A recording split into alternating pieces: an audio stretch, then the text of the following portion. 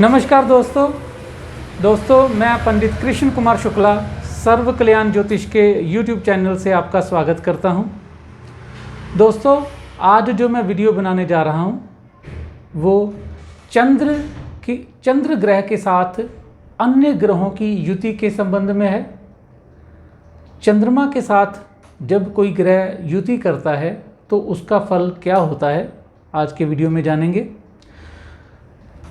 चंद्रमा के साथ सूर्य की युति के बारे में मैं अपने पिछले वीडियो में बता चुका हूं। जब सूर्य से चंद्र की युति बताई थी तो उसका लिंक मैं डिस्क्रिप्शन में दूंगा और आप उसको जान सकोगे कि सूर्य चंद्र की युति क्या फल करती है। आज मैं चंद्रमा के साथ मंगल की युति से शुरू करूंगा। दोस्तों चंद्रमा मंगल जब भी जन्म कुंडली में युति बनाते हैं तो ये महालक्ष्मी राजयोग बनाते हैं, महालक्ष्मी योग बनता है। और इस योग के चलते ऐसा जातक चरित्रवान होता है, बहुत ही सुलझा हुआ इंसान होता है, धनाढ़ होता है, धन संपत्ति का सुख इसको भरपूर मिलता है, परिवार में लाडला रहता है। हालांकि कुछ सीन में या कुछ कुंडलियों में देखा गया है कि मन का विचलित रहना या ऐसे जातक को जो प्रेम संबंधों में अक्सर खटास देखने को मिलती है, क्योंकि चंद्रमा प्रेम है, चंद्रमा प्रेम प्रसंग का कारक है और मंगल पाप ग्रह होने के कारण प्रेम प्रसंगों में वो बढ़िया नहीं फल करता। मगर ऐसा जातक चरित्रवान होता है और बहुत अच्छे स्वभाव का होता है, बहुत अच्छे मित्र भी बनाता है और धार्मिक यात्राएं भी करता है, धनाढ़ होता है। और इस युति को, इस योग को अगर वैदिक ज्योतिष में महालक्ष्मी राजयोग कहा गया है तो बिल्कुल सत्य है ये, क्योंकि मेरे अनुभव में ऐसे जातक बहुत अच्छे होते हैं। अच्छा, आगे हम बढ़ते हैं। चंद्रमा में मंगल के बाद चंद्रमा में बुध। दोस्तों चंद्रमा और बुध की युति, चंद्रमा मंगल के बाद चंद्रमा और बुध की युति में जो जातक होता है वो कन्फ्यूज़न माइंडेड होता है। अक्सर देखने में आता है कि वो डबल माइंडेड होना या हर बात में कन्फ्यूज़ रहना ये रहता है। दिमाग का बहुत तेज होता है। अक्सर जो दिमाग के बहुत तेज हो जाया करते हैं उनको अपना डिसीज़न लेने में भी प्रॉब्लम आने लगती है, क्योंकि वो दोनों तरफ से सोचने लग पड़ते हैं और लाभ हानि को बहुत ज़्यादा विचार करने लग पड़ते हैं, तो उनको डिसीज़न लेने में मुश्किल आती है। तो चंद्रमा बुध की युति अक्सर कन्फ्यूज़न और डबल माइंडेड करती है। बाकी ऐसा जातक बुद्धिमान होता है और दिखने में सुंदर होता है और आकर्षित स्वभाव वाला होता है। वाणी बहुत मधुर होती है, वाणी से ऐसे लोग सामने वाले को आकर्षित कर लेते हैं। इसके बाद हम आगे बढ़ते हैं। चंद्रमा और गुरु की युति। चंद्रमा और गुरु की युति में जो योग बनता है उसको गज केसरी योग कहते हैं। ये भी योग बहुत अच्छा है। इस योग वाला जातक आध्यात्मिक होता है, पंडित, विद्वान, ज्योतिषी और बैंक अधिकारी और पुजारी, ब्राह्मण, कानून का ज्ञाता, ये बृहस्पति बनाता है। चंद्र गुरु की युति वाला जातक बहुत अच्छे स्वभाव का होता है, मित्रवान होता है। जहाँ पर भी चले जाता है वहाँ पर उसको मान सम्मान मिलना ही है, क्योंकि उसका स्वभाव ही ऐसा है कि वो नम्र भी है और सामने वाले को सम्मान भी देता है और खुद भी सम्मान पाता है। चंद्र गुरु की युति को गज केसरी योग कहा जाता है। धनवान भी बनाती है और मान सम्मान भी दिलाती है। ऐसे जातक को हमेशा बड़े बुजुर्गों की, ब्राह्मणों की सम्मान करना चाहिए।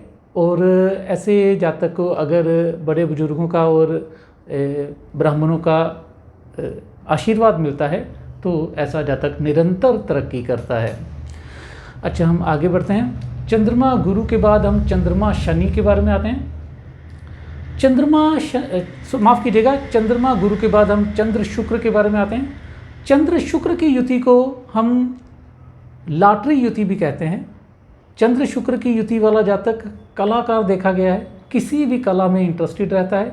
चंद्र शुक्र की युति वाला प्रेमी स्वभाव भी देखा गया है, और चंद्र शुक्र की युति वाला प्रेम प्रसंगों में देखा जाता है, मगर ये नहीं कहा जा सकता कि हर कुंडली में चंद्र शुक्र की युति वाला प्रेम प्रसंगों में रहेगा।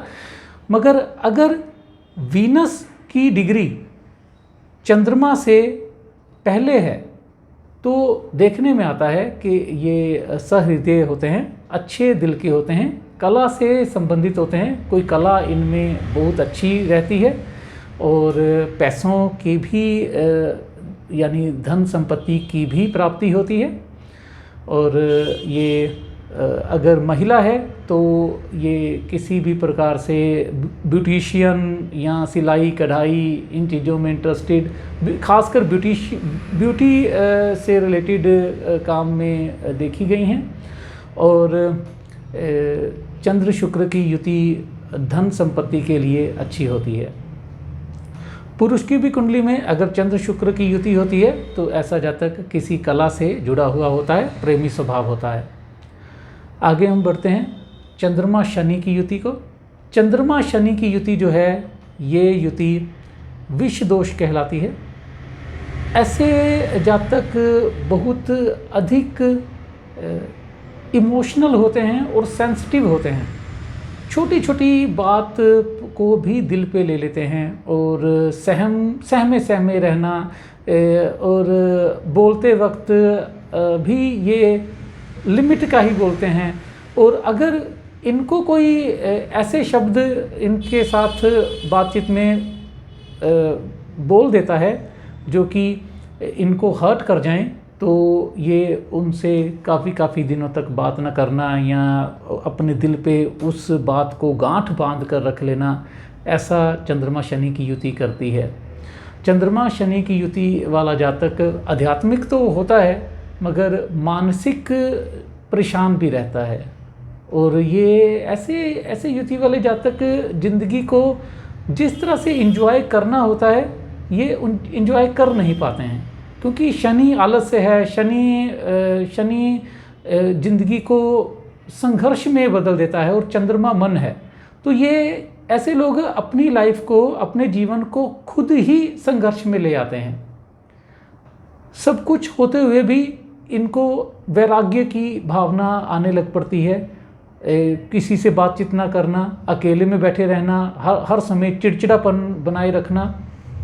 तो इसकी वजह से भी ये चंद्रमा शनि की युति को विष दोष कहा जाता है, और ये इस दोष को पुनर्फु दोष भी कहा जाता है, क्योंकि ऐसे लोग एक ही गलती को बार बार भी करते हैं, और देखने में आता है कि इनको हर कार्य में कहीं ना कहीं, हर कार्य के रिज़ल्ट में इनको निराशा होती है, मानसिक परेशानी होती है। इसके बाद हम चंद्रमा शनि के बाद आगे बढ़ते हैं चंद्रमा राहु। चंद्र राहु को ग्रहण दोष कहा जाता है। चंद्र राहु वाला जो जातक होता है ये मानसिक अस्थिर होता है, बात बात में इसकी जो मानसिक विचार हैं वो बदलते रहते हैं, बड़ी तेज़ी से विचार बदलते हैं, और ऐसे लोगों को लगभग प्रेम संबंधों में धोखा तो मिलना पक्का है। इनको, ऐसे लोगों को कभी भी प्रेम संबंध में नहीं जाना चाहिए होता है, क्योंकि प्रेम संबंध में इनको धोखा मिलता है, मानसिक परेशानी रहती है, खर्चा भी अधिक रहता है, और कभी कभी विचारों में भी मलिनता आ जाती है। विचार भी जो होते हैं वो भी नेगेटिव विचार, बहुत अधिक नकारात्मक विचार बहुत अधिक आने लग पड़ते हैं, जिसकी वजह से इनको सेहत से संबंधित और मानसिक परेशानियां बहुत ज़्यादा हो जाती हैं। दोस्तों, इसके बाद चंद्रमा राहु के बाद चंद्र केतु को भी ग्रहण दोषी कहा जाता है, मगर चंद्र केतु वाला जो जातक होता है इसके बारे में कहा जाता है कि ये, इसमें भोलापन बहुत होता है, ये लोग इसको यूज़ कर जाते हैं। चंद्र केतु वाले जातक को लोग इस्तेमाल करते हैं, और ऐसे जातक को पता भी नहीं लगता कि लोग इसको इस्तेमाल कर रहे हैं। किसी भी पॉइंट पे, किसी भी अपने काम को अपना उल्लू सीधा करने में इनको यूज़ किया जाता है। ये भोले भाले होते हैं, माँ के लाडले होते हैं, और ये हम ये कह सकते हैं कि सामाजिक प्रतिष्ठा इनकी अच्छी रहती है, क्योंकि चंद्रमा मन है, केतु ध्वजा है, तो मन जो है वो ध्वजा में है। इनको समाज में प्रतिष्ठा अच्छी रहती है, क्योंकि लोग इनको यूज़ कर जाते हैं, ये लोगों के काम आते हैं, तो लोग इनकी बुराई नहीं करते हैं।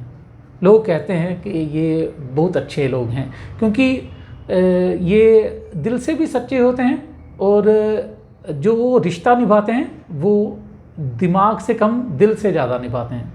तो इसलिए ये चंद्र केतु का योग अच्छा तो है, मगर जब कोई लोग किसी को यूज़ करते हैं, इस्तेमाल करते हैं, जब बाद में उसको छोड़ देते हैं इस्तेमाल करने के बाद, तो वो जो मानसिक पीड़ा है वो ज़रूर इनको लगी रहती है और डिस्टर्बेंस रहती है।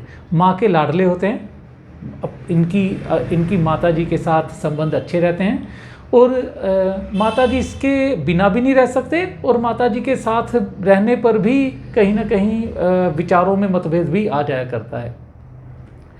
दोस्तों, आज मैंने चंद्रमा के साथ अन्य ग्रहों की युति के बारे में बताया है, और कल मैं मंगल के साथ अन्य ग्रहों की युति के बारे में बताऊंगा।